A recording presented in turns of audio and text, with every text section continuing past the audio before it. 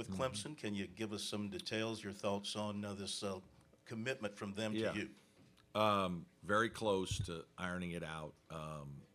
Extremely grateful. I've had a bunch of meetings with Graham really as the regular season was kind of coming to an end that last week. He got with me and we started to have some conversations, preliminary conversations. Certainly they've heated up over the last week or so, and it's been really good, and we're, close to being able to finalize something. Obviously, I'm extremely excited about it, happy. Clemson's been a very special place for me and my family for 15 years, and just have thoroughly enjoyed building the program.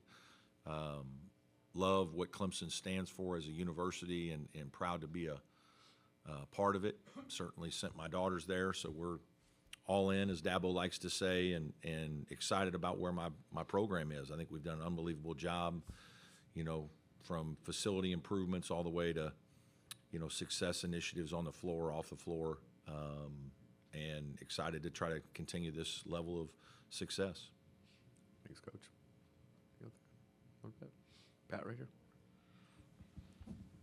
Hey, Brad. Pat Forty from Sports Illustrated. The run you guys made to the Final Eight last year, how much do you think that maybe has kind of helped change the perception, and then to carry it over with the season you guys have had this year? Yeah, I do. I do think it helped in recruiting, certainly in the transfer portal. We'd had some success. We've been to a Sweet 16 back in 2018 and had been competitive in our league, but making another run like that in the NCAA tournament, high visibility, high exposure at exactly the right time when the portal's opening and all the things that you're dealing with. It's also been really good for this year's team. Just guys know what they're kind of playing for. Chase and Ian especially, Chauncey Wiggins, Dylan Hunter, guys who were, integral part of last year's run. I think that kind of success fuels you, and you want to continue to do it. You want to be in big-time games and play significant games in March, and I think it helped, grow our team and fuel our team a little bit throughout the course of the season. Right here in front, Coach. Zagoria, NJ.com. How you doing? Good. Will Wade's obviously been successful at a bunch of different schools.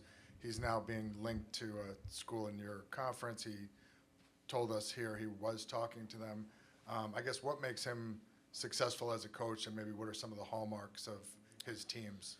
Yeah, very aggressive defensively. A lot of pressing and changing of defenses, 1-3-1, 2-2-1, 1-2-2, diamond press, five-way switching this year's team. So they run the gamut at you. I think he's done that probably. I know he did it at VCU and probably LSU as well. He's obviously recruited very well, and I think he gives his guys a lot of confidence on offense. They play with a lot of freedom, and guys, certainly are aggressive in making plays. Right here to the right, Coach. Coach, this is Grayson Man with TigerNet. Just how has this week been like for someone like Chauncey Wiggins, whose role has been elevated with Dylan Hunter out of the starting lineup? Just what have you seen from him as you've ramped up preparation? Yeah, I mean, Chauncey's been a starter for several games this year. I mean, he's fine. He's fine starting, coming off the bench. He's a confident scorer. I think he's a guy that will play well. I don't think anything really changes. Obviously, losing Dylan is a little bit of an issue just from the standpoint of he's the ultimate glue guy, and he does all the little things that coaches love that don't always show up as points. But we've got other players that are going to get more opportunity. Jake Hybrider, Del Jones, and they don't play exactly like Dylan, but they certainly fill a role and can be productive in the minutes that they do get, and I expect those guys to play well. Thanks, Coach. Anything else out there? Right here. Coach Don Munson, Clemson Radio. I asked Ian and Hunter this question. As a coach, what do you see Dylan's role now being? Yeah, he needs to be a leader, and everything that goes with that. Cheerleader at times, he needs to have serious conversations with his teammates every once in a while. I joke, but he's one of the few guys on our team that will confront his brother, right? His brother's, probably our best player, and a lot of times guys on the team don't like to confront the best player.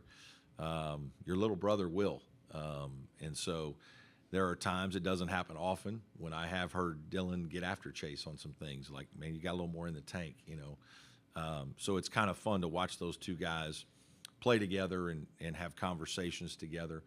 But he can be a big leader for our team. He can really help talk to guys like Dell Jones and Jake Hybrid when they're on the bench, you know, Chauncey Wiggins, whoever it is. And he'll be very involved. You know, I think it was hard for him in the ACC tournament because, you know, it just happened, and it was gut-wrenching. I mean, that's, you know, these guys dream of playing in this tournament, and obviously his role has continued to grow. This is the first time he was starting for us, and so I think that was hard for him in the ACC tournament, especially the Louisville game. You know, now that he's had a week to kind of process, I think he understands more, and I actually talked to him about, you know, what we need from him in his new role. Thanks, Coach. You're back left. Was your locker room door open today? Was Here. my locker room? Yeah, Well, it wasn't locked. oh, I'm sorry. Yeah, no, we were fine. Okay. So we'll see at halftime tomorrow. The way the ACC tournament ended for you in a controversial way, they've been coming up short, and I know you guys were thinking ACC tournament championship, though, but what kind of fire, what kind of inspiration maybe do you take from that going into this? Is there some kind of little edge, a little chip on the shoulder type Yeah, thing? I mean, a little. I think we're on to new things, though. You know, it's not like we're using that as some super rallying cry. It's a little different than last year when we played so poorly.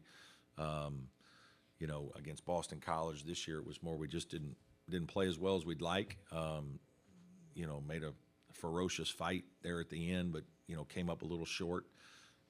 It's really more learning about why we didn't play as well during parts of the Louisville game and how we have to correct that. Anything else? That's it. Okay.